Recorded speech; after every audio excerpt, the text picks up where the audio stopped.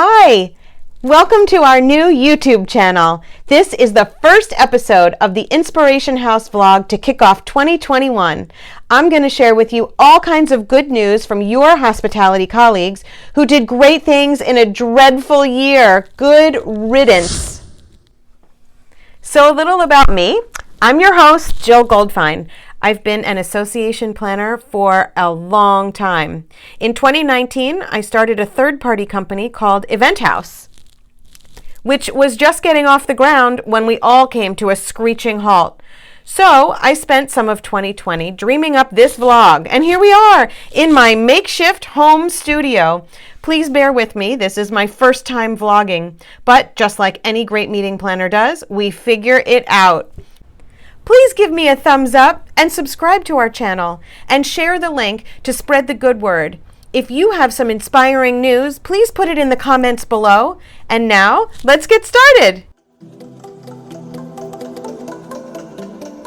Here's a shout out to Caroline Kirkland, whose layoff was a blessing in disguise because she landed a better job than she had before.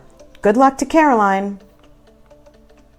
Next up is Ashley Collum, who was first furloughed, then laid off.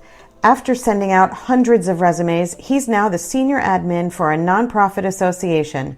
Persistence paid off for Ashley. Elaine Barber's good news is to announce that she passed the CMP exam. We know that's a lot of work. Way to go, Elaine. Wildfires and COVID forced Leah Donner and her family out of California. They've settled near family in Austin, where she is now the Director of Customer Development for the Austin Chamber of Commerce. Good luck in Texas, Leah. Juan Rivera had been out of work until he landed this great position. He's now the Director of Sales and Marketing for a beautiful hotel in Dallas. Congratulations, Juan.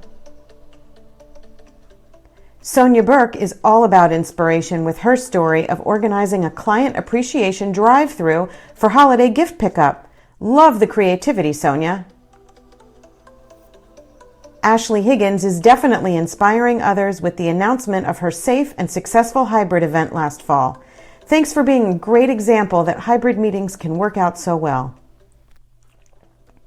Congratulations to Anjali Sanghvi, who just started a new job as a conference and events manager. She'd been out of work since February, so this is a big win for Anjali.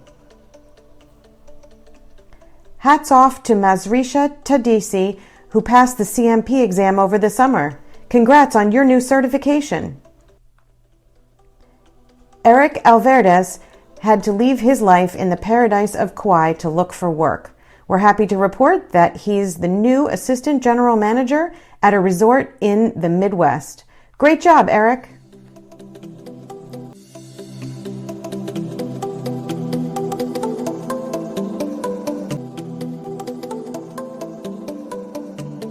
If you could, I guess we'll start with just telling me a little bit about your hospitality and professional background. I am based in Park City, Utah. I moved here in 2001.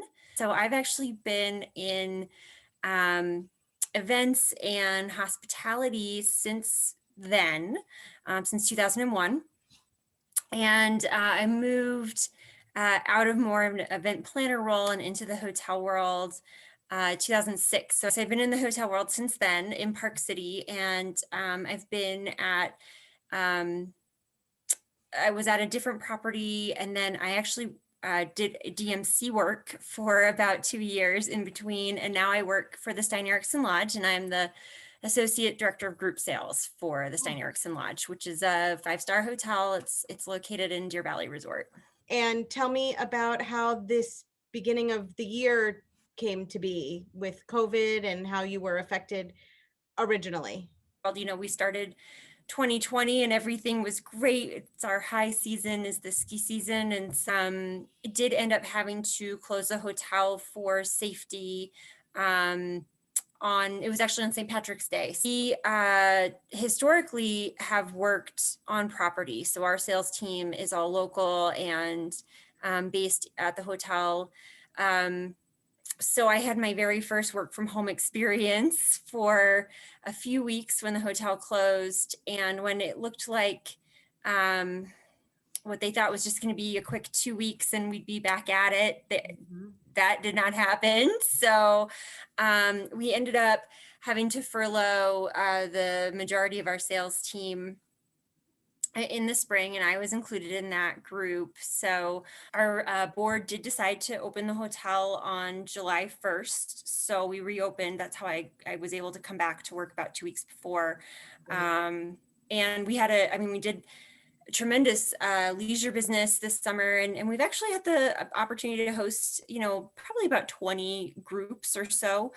So we've gotten into the flow of what safe meeting looks like now. Good. What I also really want to hear about is what you did, your exciting project over the course of the 2 months that you were on furlough. So I had an idea, I don't know, probably like 3 years ago that I wanted to start my own food blog. And I, like, as a, personal project of mine, as a hobby, I've always loved to cook. And about 5 years ago, I was having some medical issues, and it got to a point where I kept, going to Western medicine doctor, and they would give me like one pill for one symptom, they give me another pill for another symptom. And it got to the point where I was like, I just don't really feel good. I don't know if this is the right thing to do. So I went to go see a naturopath. And she actually, with her, she really started to educate me on the properties of food, and put me on an anti-inflammatory diet. And I was inspired because probably within a month, I started to feel better. Within 6 months, I was like symptom free without medication. I have enough recipes now that I feel confident. This was the chicken franchise. So you can see there's like great steamed broccoli, and then like a quinoa and brown rice mix. And then the chicken gets dipped in like an egg bath. So it feels like a fried chicken, but it's actually just kind of an egg wash that goes on top of it. And then you make this really yummy like white wine and lemon reduction, and it has lots of fresh herb in it. So that's that one. This one's actually they're Korean meatballs. Yeah. So this one actually was inspired by a New York Times recipe. Looks like a professional. Very well done. You did a great job. Thank you. Good. Well, that was great. Thank you so much for sharing those photos and so much of your story. It is inspiring, and that's what this is all about. And I'm so glad that you took advantage of your time off. It's great to hear what you've done, and that you put your time off to such good use, and being creative and feeling so accomplished. It's something that came out of the time. Yeah, everyone's going through things, differently, but it was very upsetting time, especially in the spring. And I think it was nice to have like a positive thing to focus on and something to push energy towards.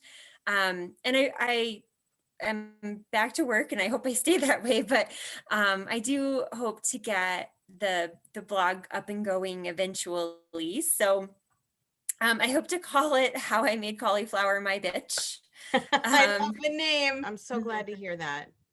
Yeah. Good. Yeah. Good. Well, thank you again so much for being here. This has just been a wonderful story. What a great story about Brooke's cooking challenge. Wow, 30 recipes in 30 days. The people in our industry are so creative and resilient. I know there are so many inspiring stories out there still to tell, and we want to hear yours. You can reach me at jill@eventhousepartners.com. Give us a thumbs up and subscribe to our channel for a first look at our latest videos. Next up, let's have a little laugh with some memes from the dumpster fire that was 2020. I'm Barbara Walters, and this is 2020.